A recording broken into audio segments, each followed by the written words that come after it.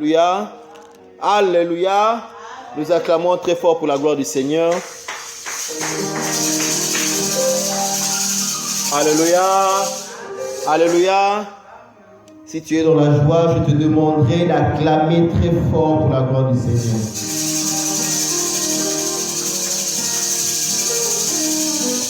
Mon frère, ma soeur, je bénis Dieu pour ce mercredi. Je bénis Dieu pour ta présence.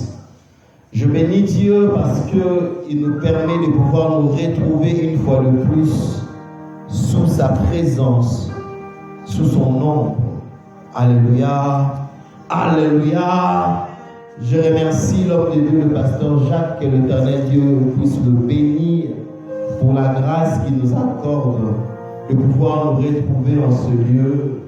Alléluia. Pour la grâce qu'il nous accorde de pouvoir nous retrouver ensemble sous la présence et sous la bannière du Seigneur. Je viens de loin, j'étais pris dans les embouteillages. Je n'espérais même plus être ici parmi vous. Je n'espérais même plus être avec vous ce soir. Mais Dieu, le maître des temps et des circonstances, alléluia, nous a accordé encore cette opportunité. J'étais à Massina parce que je suis éprouvé. J'ai perdu ma tante de l'Europe. Mais que le temps soit favorable par nous devons servir le Seigneur. Alléluia. Alléluia. Alléluia. Je voudrais prêcher sans micro parce que le son n'est pas bon. Le son n'est pas bon. Si on peut nous aider avec le son. Le son n'est pas bon. Je continue ma série de messages sur ne t'inquiète pas. Alléluia. Mon frère, ma soeur, je t'exhorte à ne pas t'inquiéter. Quelles que soient les circonstances, quelles que soient les réalités auxquelles tu es confronté dans ta vie, ne t'inquiète pas. Parce que l'Éternel est celui qui est pour nous un abri. L'Éternel est celui qui est pour nous un refuge. L'Éternel est celui qui est pour nous un secours. Un secours qui ne manque pas dans la détresse. Un secours qui est toujours prêt, disposé à intervenir. Quelles que soient les difficultés, quelles que soient les réalités auxquelles tu es confronté, mon frère, ma soeur, ne t'inquiète pas, parce que l'Éternel est celui qui prend soin de ses enfants. Il prend soin de ses enfants, il prend soin de toi, il prend soin de ta vie, ne t'inquiète pas.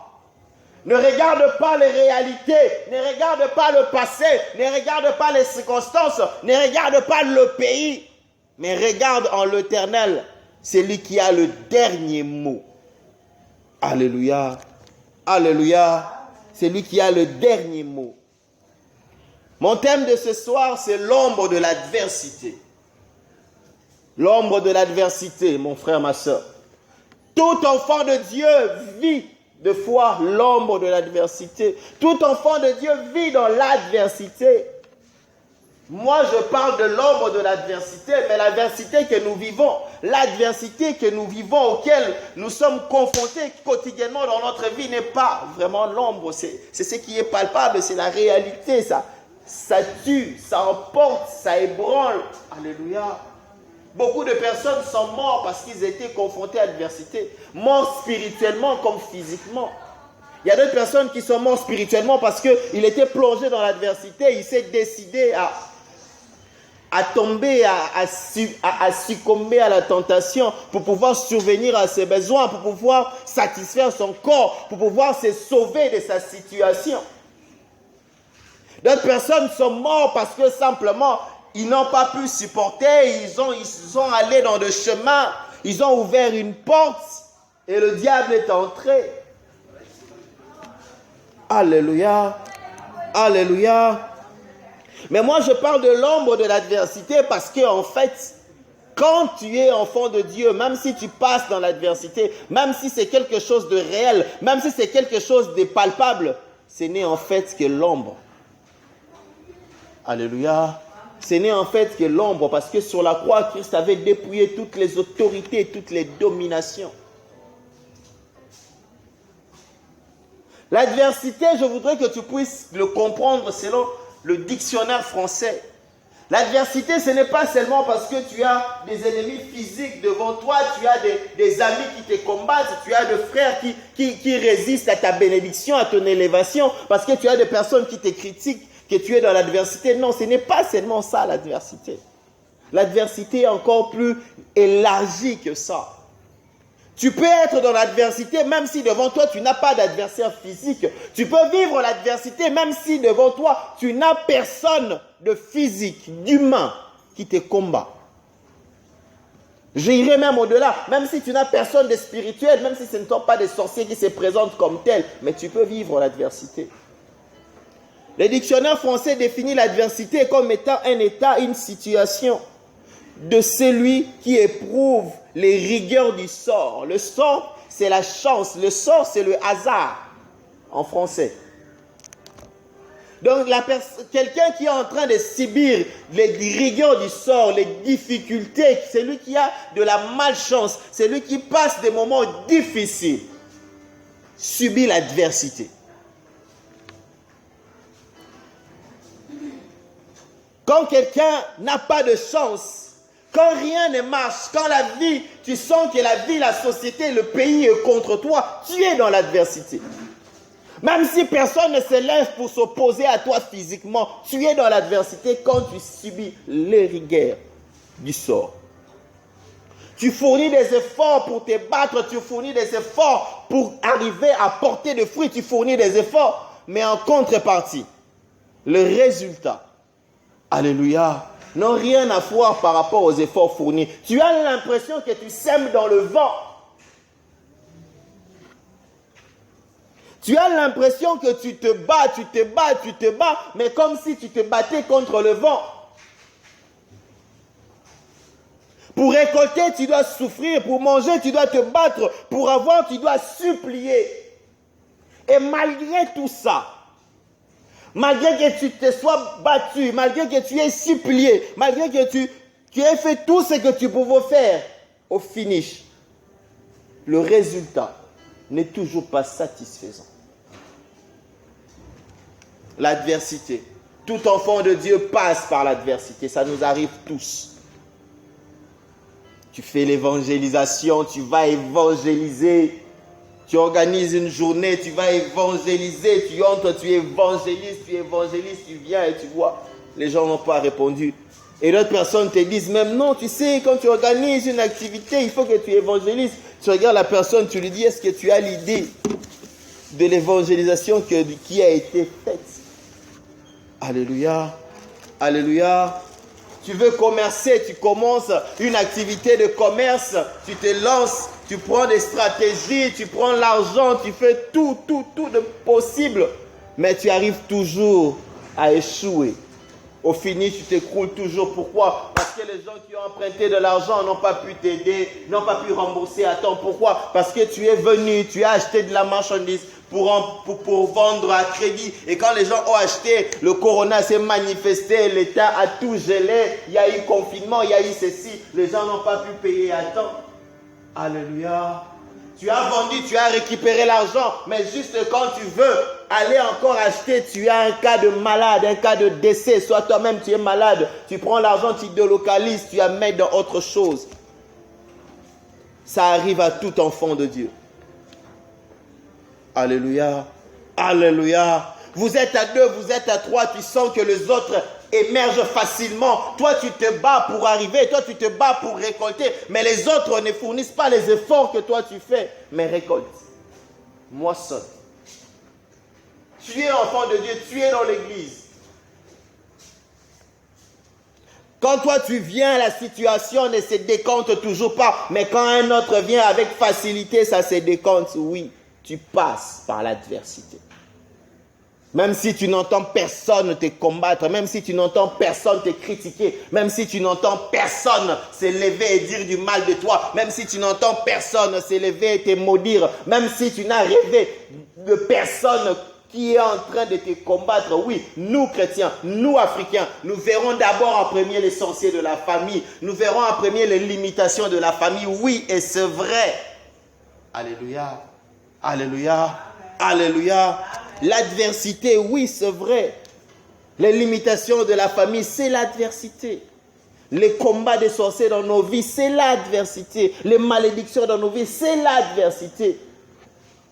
Quand le sort s'oppresse, quand le sort t'astreint, quand le sort te combat, tu as l'impression que rien ne marche, que rien n'avance. Tu peux beau te battre, mais tu ne trouves pas de solution. Des fois, tu regardes à gauche, tu regardes à droite, tu te dis, la prière était le seul refuge que j'avais. Mais même dans la prière, c'est comme si ça traînait.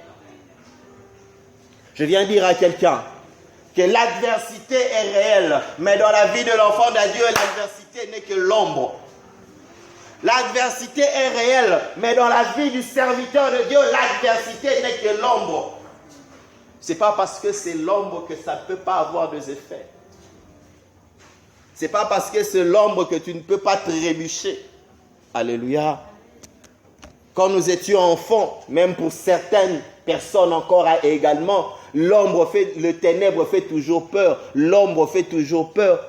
Alléluia. Surtout l'ombre qui se manifeste dans les ténèbres. Parce que l'ombre dans les ténèbres, tu as toujours l'impression que c'est une forme humaine. Tu sais que c'est là que tu places les habits. Mais quand tu te réveilles la nuit, tu regardes, tu vois comme si les habits étaient devenus quelqu'un qui te regardait. Ça fait peur. L'ombre fait peur. Et si tu n'es pas prudent, l'ombre peut te tuer. L'ombre peut te faire perdre.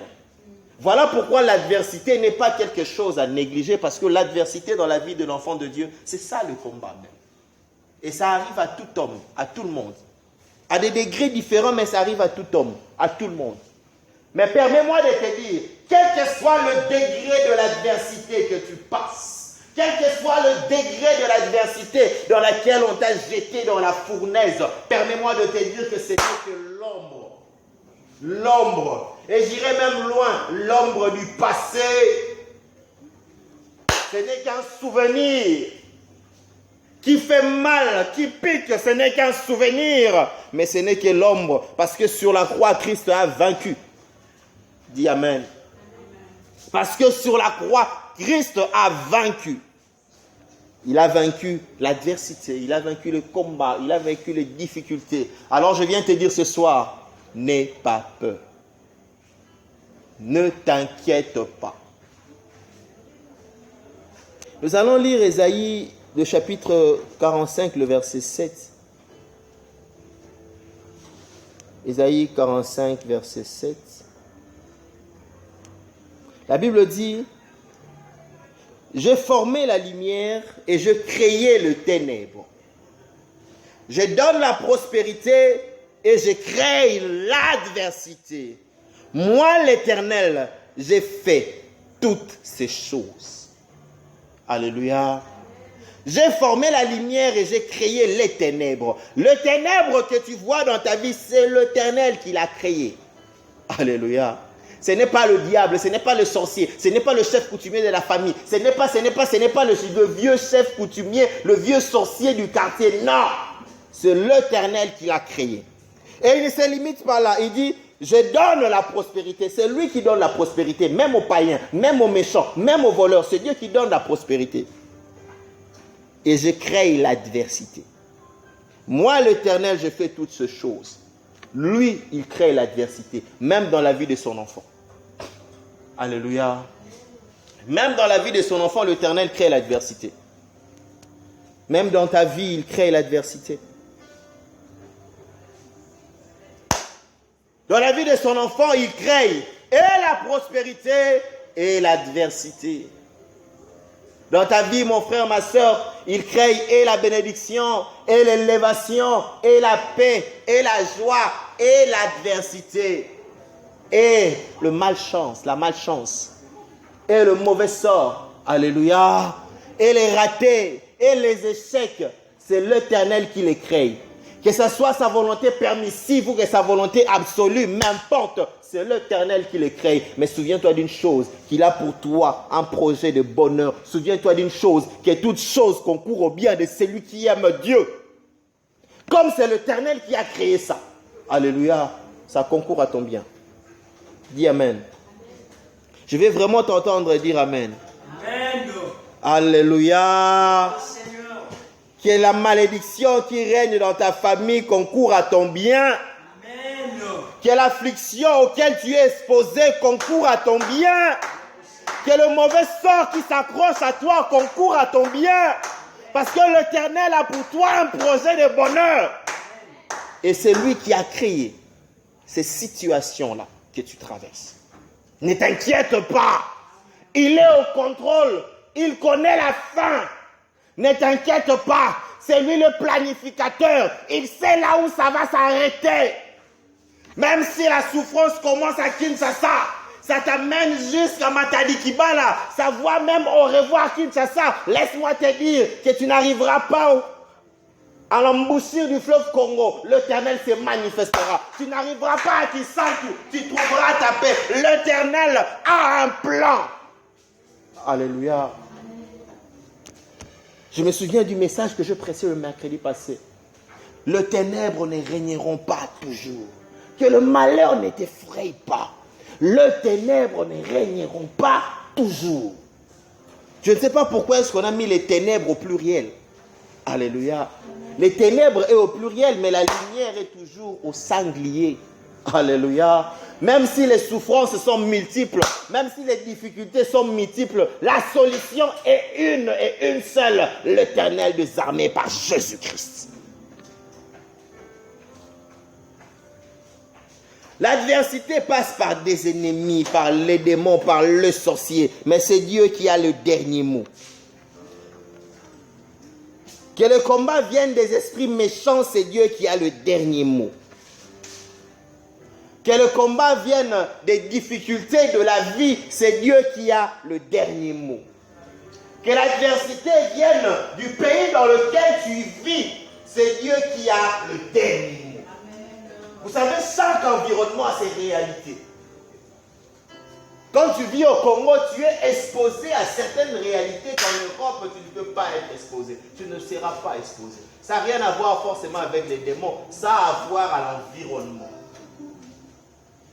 J'ai connu un garçon très intelligent à l'école. Il a fait l'université, très intelligent. Il finit, il n'y avait pas de boulot.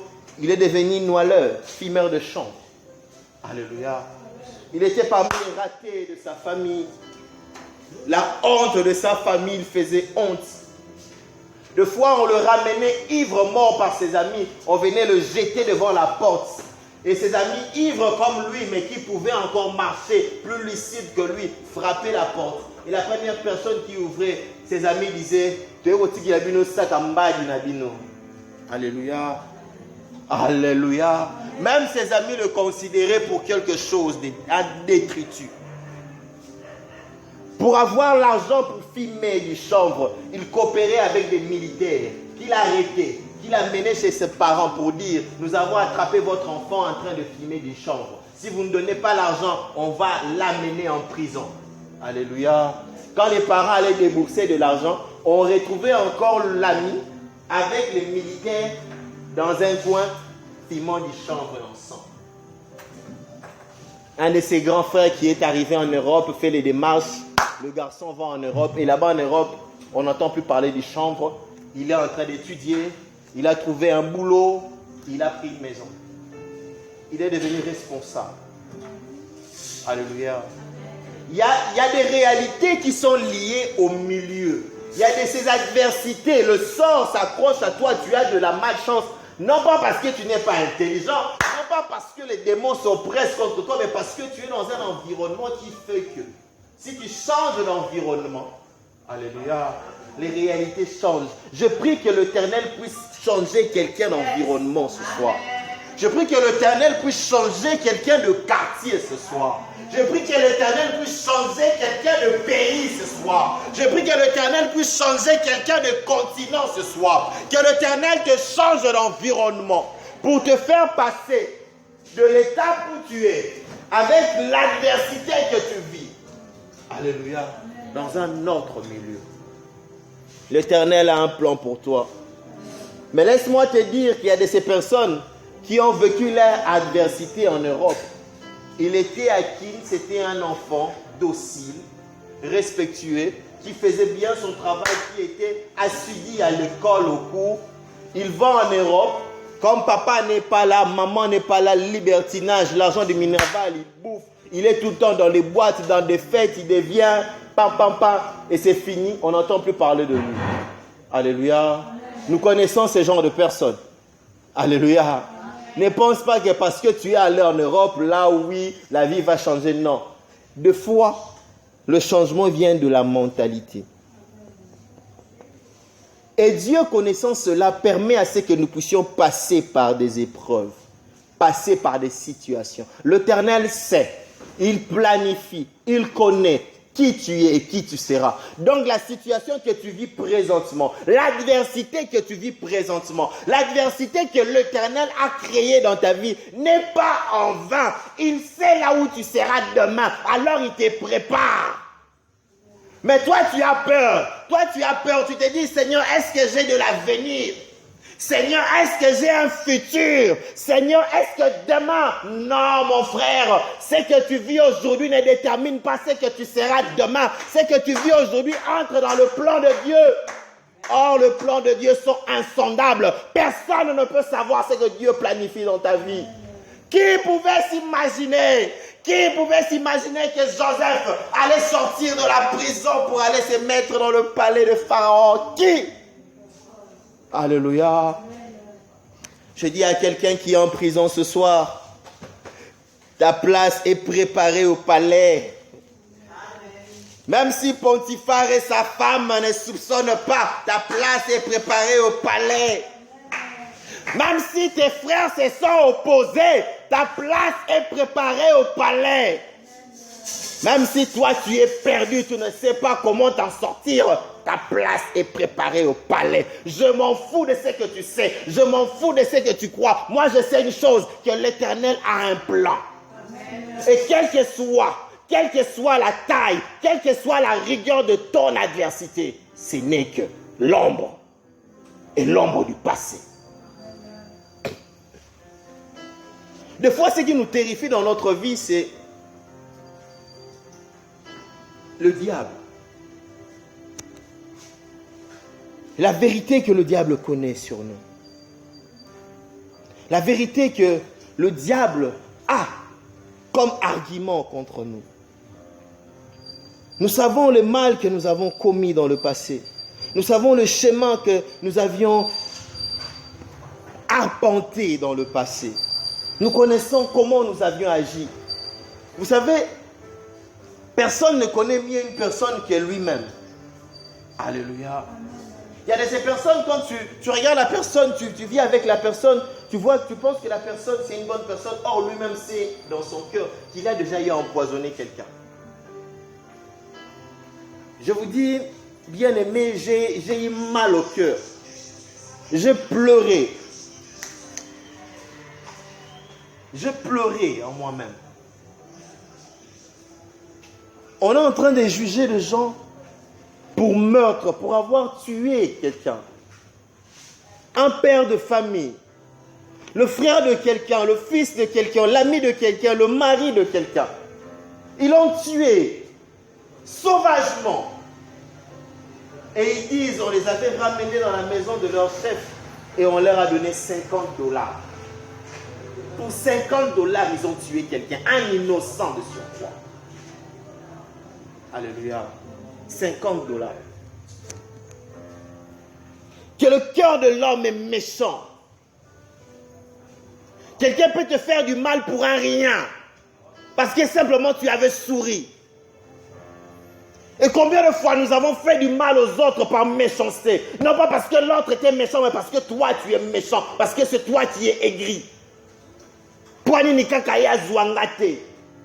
Poani kakaya bongamengate. Peut-être que toi qui me regardes, tu n'as pas eu à empoisonner quelqu'un. Mais laisse-moi te dire que Christ dit, celui qui pense du mal de son frère l'a déjà fait. Celui qui dit à son frère, Raka, mérite la gêne. Combien de fois tu as pensé agir mal vis-à-vis de ton frère parce qu'il avait quelque chose de plus que toi? Combien de fois tu as été jaloux? Le cœur de l'homme est méchant et nous avons tous commis des actions de méchanceté.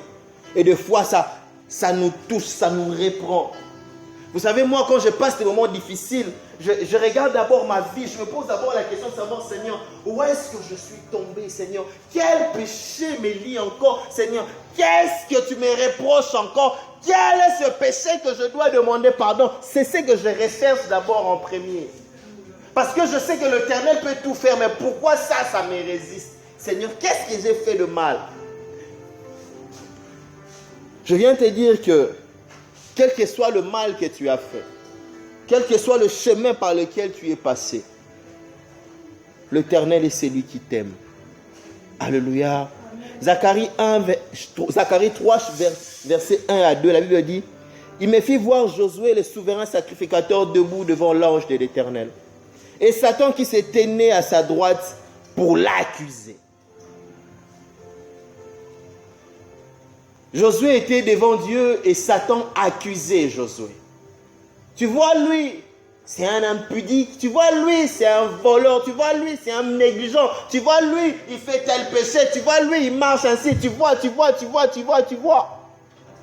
Satan ne faisait qu'accuser Josué. Il ne mentait pas. Il accusait Josué par rapport à ce que Josué avait commis. Alléluia. Verset 2, l'Éternel dit à Satan, que l'Éternel te réprime. Satan, que l'Éternel te réprime. Lui qui a choisi Jérusalem, n'est-ce pas là un tisson arraché du feu? Verset 3. Or Josué était couvert de vêtements sales et il se tenait debout devant l'ange. Verset 4. L'ange prenant la parole dit à ceux qui étaient devant lui, ôtez-lui les vêtements sales. Puis il dit à Josué, vois, je t'enlève ton iniquité et je t'ai rêvé d'habits de fête. Alléluia. Amen. Josué était sale. Et si le diable l'accusait, on dit, vois, je t'enlève ton iniquité. Ces habits sales là, c'était l'image de l'iniquité. Le diable l'accusait parce qu'il était dans l'iniquité. Mais c'est Dieu qui enlève cet habit d'iniquité et lui met maintenant un habit de fête. Alléluia. Amen. Alléluia. Amen. Christ n'est pas mort sur la croix pour Josué, mon frère, ma soeur. Pour ce sacrificateur, Josué, Christ n'est pas mort sur la croix pour lui. Mais Christ est mort pour toi. Alléluia. Christ est mort pour toi sur la croix. Et depuis la croix, il a retiré tous les péchés que tu aies à commettre. Même les péchés que tu vas commettre demain, il a pardonné. Le diable ne peut plus t'accuser. Le diable ne peut plus aller vers Dieu pour t'accuser par rapport au péché que tu as fait. Parce que Christ est là comme intercesseur. Josué n'avait même pas d'intercesseur. On a retiré ses habits sales pour lui donner l'habit de fête. Mais toi, tu as l'intercesseur à la droite du Père.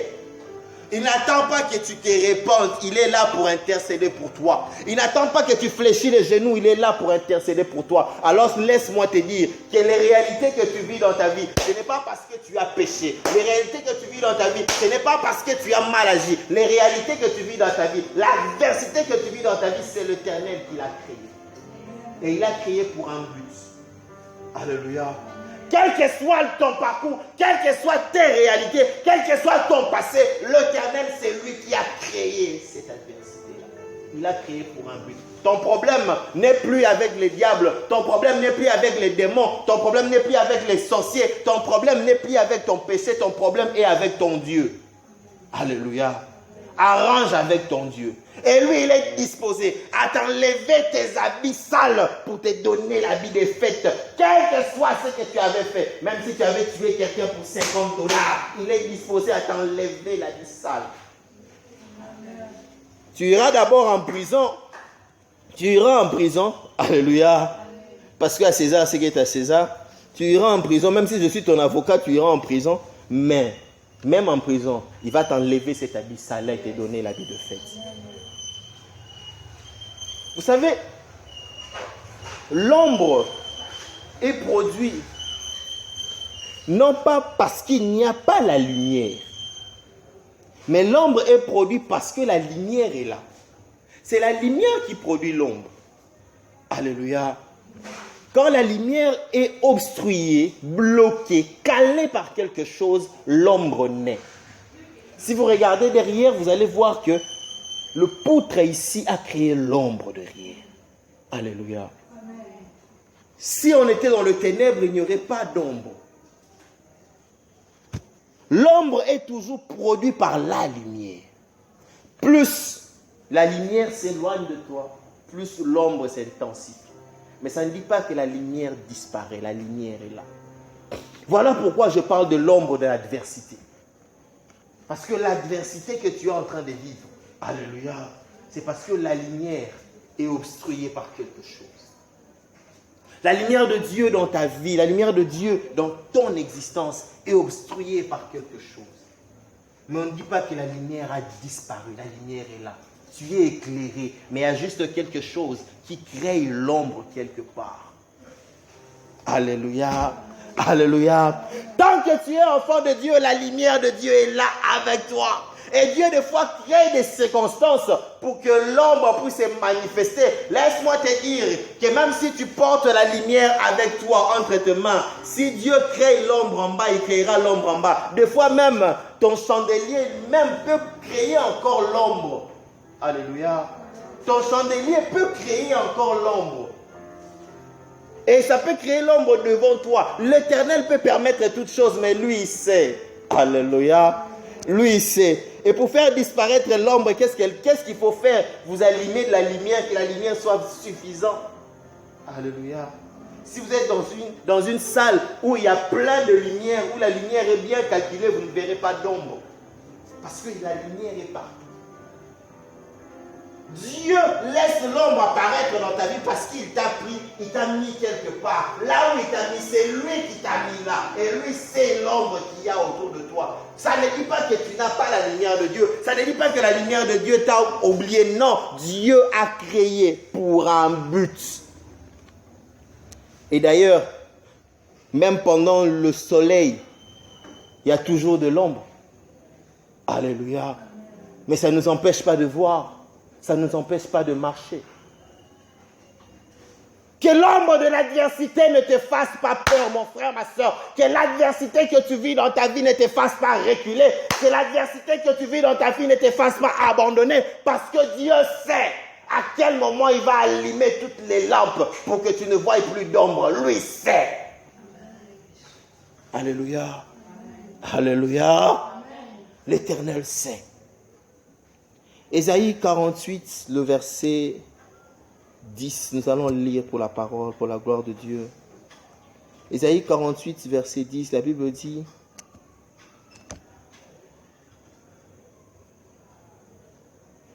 je t'ai mis au creuset, mais non pour retirer de l'argent. Je t'ai éprouvé dans la fournaise de l'adversité. J'étais éprouvé dans la fournaise de l'adversité. Le creuset était une forme de récipient